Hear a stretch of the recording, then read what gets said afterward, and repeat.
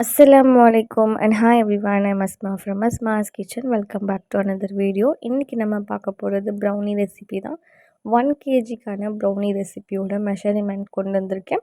So உங்கள் எல்லாருக்கும் யூஸ்ஃபுல்லாக இருக்கும்னு நினைக்கிறேன். வீடியோவை ஸ்கிப் பண்ணாமல் ஃபுல்லாக பார்த்துக்கோங்க. ஃபஸ்ட்டு நம்ம வந்து சாக்லேட் அண்ட் பட்டர் ரெண்டுத்தையும் மிக்ஸ் பண்ணி மெல்ட் பண்ண வச்சிடணும். சாக்லேட் பார்த்திங்கன்னா 300 கிராம் எடுத்திருக்கேன்.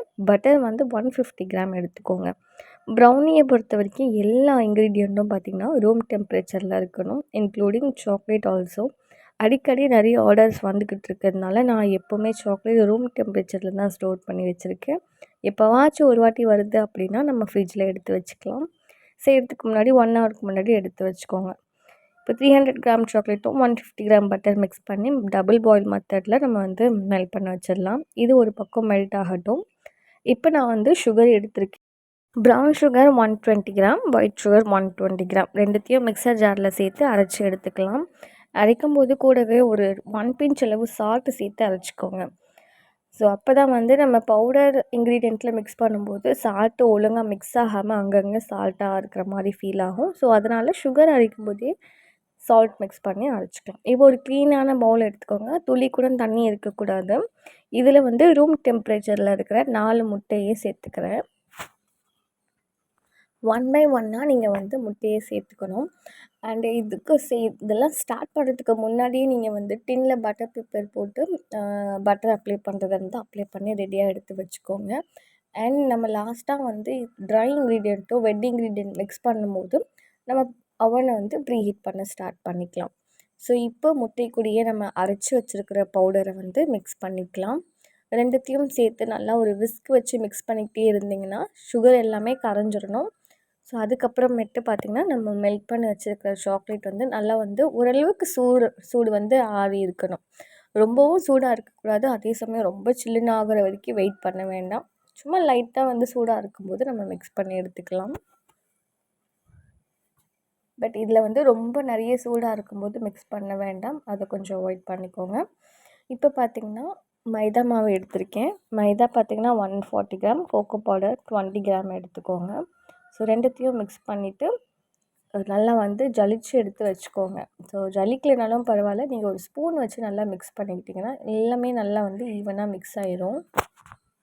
ஸோ ஜலிக்கிறதுனால என்ன ஆகும்னு பார்த்தீங்கன்னா அங்கங்கே கோகோ பவுடர் வந்து திட்டாக இருந்துச்சு அப்படின்னா அதுவும் வந்து நல்லா வந்து பவுடர் ஃபார்மில் வந்துடும். ஸோ இப்போ நம்ம வந்து சாக்லேட் மிக்சர், முட்டை மிக்சர் இருக்கு இல்லையா, அதில் நம்ம இந்த பவுடரை வந்து ஆட் பண்ணிக்கலாம். மைதா கோகோ பவுடரோட ஆட் பண்ணிவிட்டு மொத்தமாகவே ஆட் பண்ணி நீங்கள் கட் அண்ட் ஃபோர்ட் மெத்தடில் அப்படி இல்லைன்னா நார்மலாகவும் நீங்கள் மிக்ஸ் பண்ணி எடுத்துக்கலாம். பட் என்னென்னா ரொம்ப ஹார்ஷாக இல்லாமல் ஜென்டிலாக நீங்கள் மிக்ஸ் பண்ணி எடுத்துக்கோங்க. ஸோ கொக்கோ பவுடரும் மைதா வந்து ஒரு ஸ்பூன் வச்சு ஃபஸ்ட்டு நல்லா மிக்ஸ் பண்ணிக்கோங்க. அப்படி நீங்கள் மிக்ஸ் பண்ணாமல் அப்படியே சேர்த்திங்கன்னா ரொம்ப நேரம் எடுக்கும் மிக்ஸ் பண்ணுறதுக்கு. அதுவும் இல்லாமல் ஒவ்வொரு கோகோ பவுடரோட டிஃப்ரெண்ட் டேஸ்ட் இருக்கும்.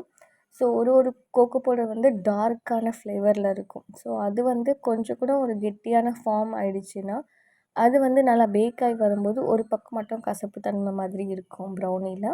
ஸோ அதனால் முடிஞ்ச அளவுக்கு நல்லா மிக்ஸ் பண்ணி எடுத்துக்கோங்க. அதுக்கப்புறம் நம்ம வந்து மிக்ஸ் பண்ணிட்டோம் அப்படின்னா ஈஸியாகவே மிக்ஸ் ஆயிரும்.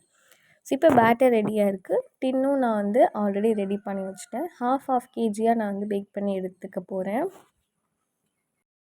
பேட்டர் சேர்த்ததுக்கப்புறம் இந்த மாதிரி ஸ்டிக் வச்சு நீங்கள் வந்து ஏர் பபிள்ஸ்லாம் வெளியே எடுத்துருங்க. ஏர் பபிள்ஸ் இருந்துச்சு அப்படின்னா உள்ளே அந்த லேயர் ஃபார்ம் ஆகும்ல க்ரிங்கிள் டாப், அது வந்து ஒரு மாதிரி பொங்கி வர மாதிரி பேக் ஆகும்போது வரும்.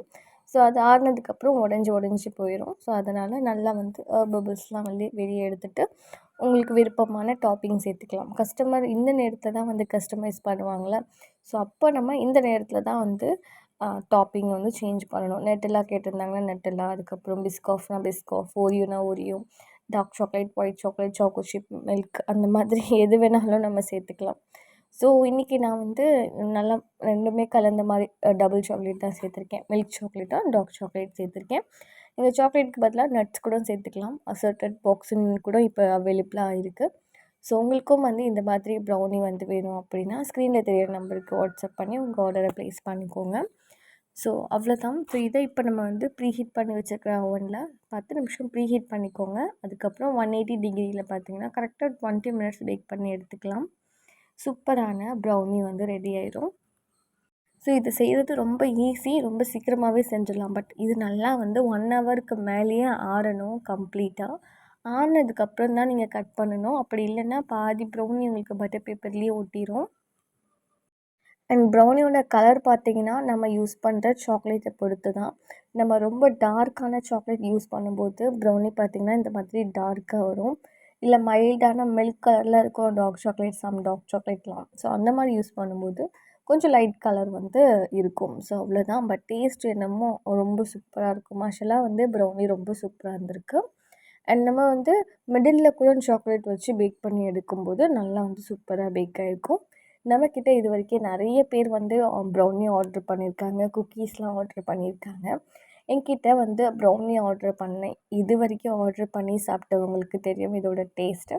ஸோ அவங்க எல்லாருக்குமே இந்த வீடியோ மூலிமா தேங்க்ஸ் சொல்லிக்கிறேன். அண்ட் உங்களுக்கும் பார்த்திங்கன்னா இந்த ப்ரௌனி வேணும் அப்படின்னா மறக்காமல் வந்து ஆர்ட்ரு ப்ளேஸ் பண்ணிக்கோங்க. அண்ட் கண்டிப்பாக ரம்ஜானுக்கு பார்த்திங்கன்னா ப்ரௌனி ஆஃபர் வந்து கொடுக்கலாம்னு இருக்கேன்.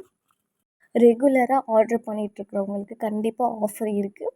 ஸோ இந்த வீடியோ உங்கள் எல்லாருக்குமே யூஸ்ஃபுல்லாக இருக்கும்னு நினைக்கிறேன். யூஸ்ஃபுல்லாக இருந்துச்சு அப்படின்னா கண்டிப்பாக வந்து இந்த வீடியோவுக்கு ஒரு லைக் பண்ணிக்கோங்க. அண்ட் மறக்காமல் நம்ம சேனலை சப்ஸ்கிரைப் பண்ணிக்கோங்க. Thank you so much for வாட்சிங். பை பாய்.